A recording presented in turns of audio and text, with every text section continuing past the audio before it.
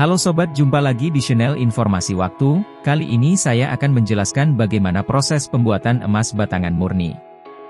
Pernahkah Anda membayangkan bagaimana proses pembuatan biji emas hingga menjadi emas batangan murni dengan kadar 99,9% biji emas yang didapat di tambang biasanya masih tercampur dengan logam lain dan kadarnya tidak murni?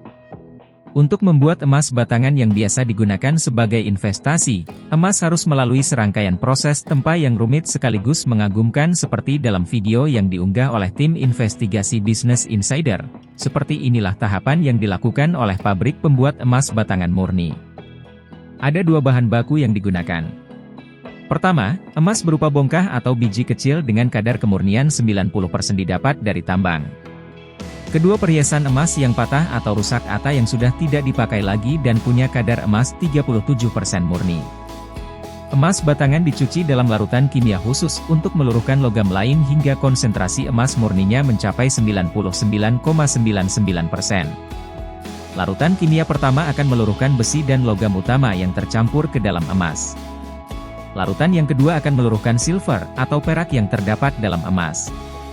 Hingga akhirnya hanya tersisa emas murni di dalam bongkahan emas.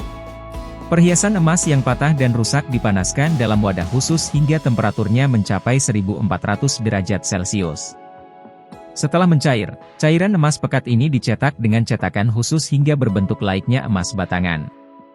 Semua emas batangan dari proses pencairan pertama akan dipanaskan kembali dan dituangkan ke cairan klorin. Proses ini menghasilkan emas yang berbentuk seperti sereal jagung cornflakes dan punya kadar 90% emas. Selanjutnya, emas sereal jagung ini dicuci dengan cairan kimia yang disebut aqua regia. Setelah dicuci dengan aqua regia, emas sereal jagung ini larut menjadi cairan serupa minyak dan akan diproses hingga menjadi pasir emas. Pasir emas ini jenis emas paling murni yang bisa didapat oleh manusia. Pasir emas akan dipanaskan hingga leleh dan dituang ke cairan kimia lagi. Hasilnya akan menjadi grain atau biji emas murni yang disaring dari cairan kimia tersebut. Grain adalah produk akhir dari proses pemurnian emas ini. Selanjutnya, grain bisa dilelehkan dan dicetak berbagai bentuk. Kotak tebal, kotak tipis atau koin, semua bisa dibentuk. Emas batangan paling kecil diproduksi dengan ukuran berat 1 gram dan yang paling berat 5 kg. Kalau Anda sering melihat emas batangan dijual di toko emas atau bahkan Anda sudah pernah membelinya, beginilah proses emas batangan itu dibuat. Dengan memperhatikan kode cap yang terdapat pada perhiasan tersebut. Umumnya setiap perhiasan yang diproduksi oleh pabrikan memiliki cap logo perusahaan produsen yang disertai juga dengan kadar emas bahan baku. Misalnya, terpampangnya angka 750 yang menandakan kadar 75% kandungan bahan. Saya menyebutkan bahan karena dalam proses memproduksi perhiasan tersebut seringnya membutuhkan proses patri yang berarti menggunakan kandungan alloy atau campuran yang lebih mudah mencair, yang juga berarti kadar emasnya lebih rendah. Akibatnya, apabila perhiasan, misalkan bahan baku dengan kadar 75% setelah menjadi perhiasan dan kemudian dilebur kembali, maka kandungan emas keseluruhan akan menurun, misal, menjadi 73%. Cap dan kode kadar ini bisa ditemukan di estep pada kalung dan gelang rantai, bawah dinding bawah cincin, dekat engsel pada anting-anting kait, lapisan bawah pada gelang padat, DSB. Ini proses mengenali kadar paling mudah yang bisa dilakukan. Menggosoknya di batu gosok jadi peralatan wajib di toko emas dan kemudian ditetesi air keras. Ada dua jenis air keras yang tersedia dalam paket alat tes kadar via gosokan. Kecepatan air keras tersebut menghilangkan goresan perhiasan di batu gosok menjadi tolak ukur bagi pedagang perhiasan untuk mengenali kadar perhiasan.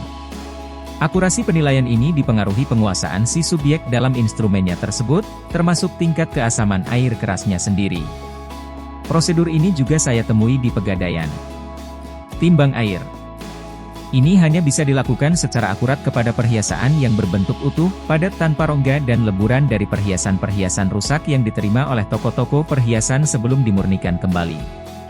Berat jenis emas menjadi patokan untuk menentukan berapa kadar emas dalam bongkahan tersebut. Prosedurnya kira-kira demikian, timbang emas dengan timbangan digital berakurasi 2 digit di udara. Timbang kembali berat emas tersebut di dalam air. Kurangi berat di udara dengan berat di air dan catat angka tersebut kemudian bagi berat di udara dengan X. Itulah angka berat jenis bongkahan Anda dan langkah berikutnya adalah mencocokkan hasil tersebut dengan list karatase yang ada. Prosedur ini juga standar berlaku di Pegadaian. Sementara itu yang bisa saya coba jelaskan berdasarkan pengalaman dan pengetahuan terbatas saya, semoga bermanfaat. Bila ada kesalahan, mohon dikoreksi.